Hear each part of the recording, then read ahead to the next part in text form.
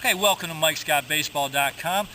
This is video instruction talking about the basic responsibilities for a catcher. Mostly we're just talking about his stance. We're not talking about blocking or the throwing to the bases yet. All we're really talking about is receiving the ball, okay, being in a good athletic position, okay, where to be in relation to a batter, to the plate, to pitches inside, outside, and what pitches you might be receiving. So what I'm going to do is I'm just going to talk through a few things. Daniel right here is just going to be going through the motions, showing you these things. So let's start with the basic stance that a catcher wants to take. Now basically what a catcher wants to do is he wants, when we're talking about nobody on base right now, okay, he's going to be in a good balanced position right here, but notice where his feet are. His feet are outside his knees, okay?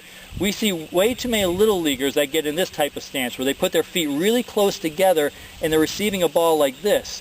Now what happens here is when you get a ball thrown this side or that side, okay, you have no mobility moving left and right, okay? So if we go back to the correct stance, now what he has is he has a good base. Now he's going to pretend a ball is going outside to this batter right here. He's going to be able to lean against that leg and be able to go over there and catch it. He stays on his feet, okay? Therefore, if there is some kind of athletic move or a runner that is on for any reason, this is pretty close to the stance you'll have when runners are on too, you have something to lean against, left and right, okay? So that's the first thing about a basic stance right there.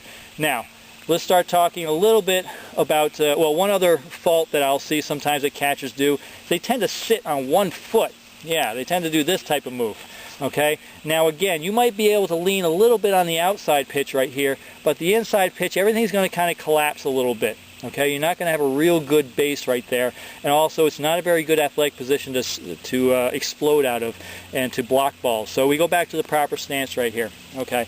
Now let's start talking about a little bit about the upper body right here. Now, for just receiving a ball from a catcher, this isn't too bad, but again, watch out for this.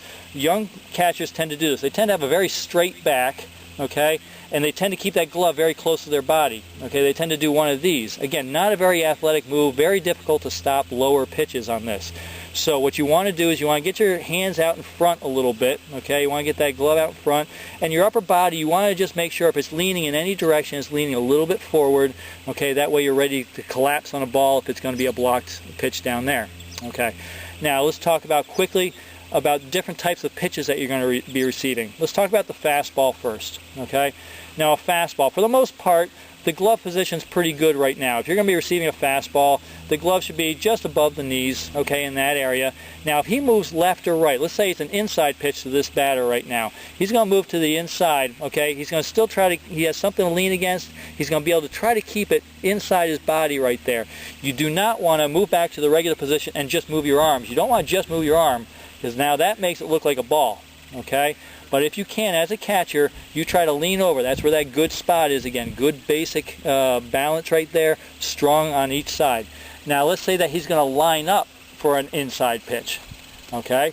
Now he's going to keep this in the center of his body. Everything's the same, but now he is lined up on that inside corner. He's not trying to line up in the middle and move his glove over there. He puts the glove in the center of his body on the inside part of the plate right there. Okay, now let's talk quickly about curveballs right here, or off-speed pitches of any kind. Basic pitching fact right here, all off-speed, no matter what it is, should be thrown low. Okay, now look where his glove is here. His glove is now at his knees. Okay, that's really about as high as you want to throw an off-speed pitch. Change-up, split fingers, two seamers, curveballs, sliders, okay, all these pitches are meant to be low. Even the knuckleball is meant to be as low as you can get it, okay? So what happens here, he's in a good athletic position, very balanced, getting his glove down as low as he can.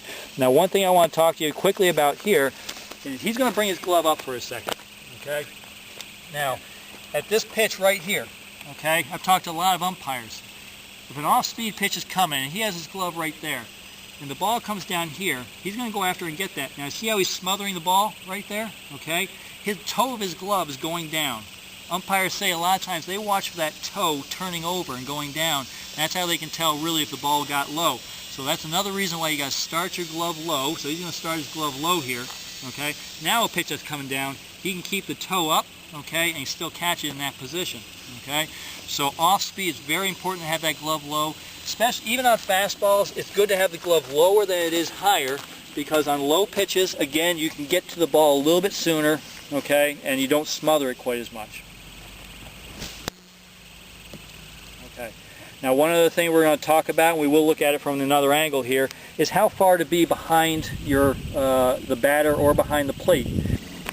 Okay, what you can see here is how far Daniel is behind this batter right here.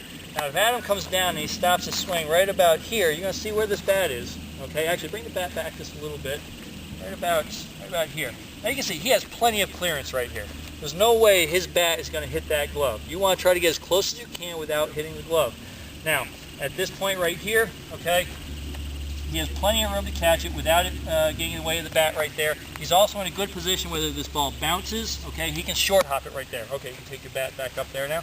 Now, if Daniel moves back though, if he moves too far back, okay, a lot of things happen right in here, okay. Now, obviously, Adam's going to come back down to that spot right here, okay. Now you can see there's just way too much clearance right there. There's just way too much. There's a lot of room there you're wasting right there. The curveball that hits down here is now going to take a big hop, very difficult to stop and smother. Another basic thing is, it doesn't sound like much, but there's a little time that ball has to travel to this catcher if we want to make a throw to a base right here, okay?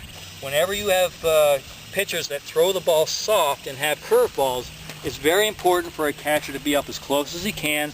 The other reason to be up as close as you can, strictly to make sure that you can make a pitch look like a strike. The further you are away from that plate, the tougher it is to make it look like a strike, no matter what the pitch is.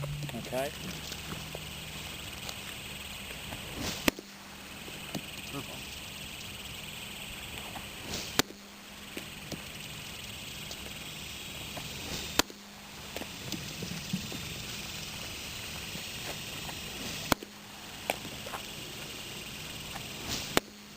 Okay, those are some of the basics about just your posture and your stance. Remember, get your feet wide enough apart, okay? Make sure you have a good base in there, okay, to work from. Glove position out in front, okay? Also, it's just good to have your hand behind your back when you're receiving those. Off-speed pitches, you want the glove a little bit lower, okay, so you can get that there. Okay, thank you very much for watching this video on catching basics. Please check back soon for more videos. Thanks.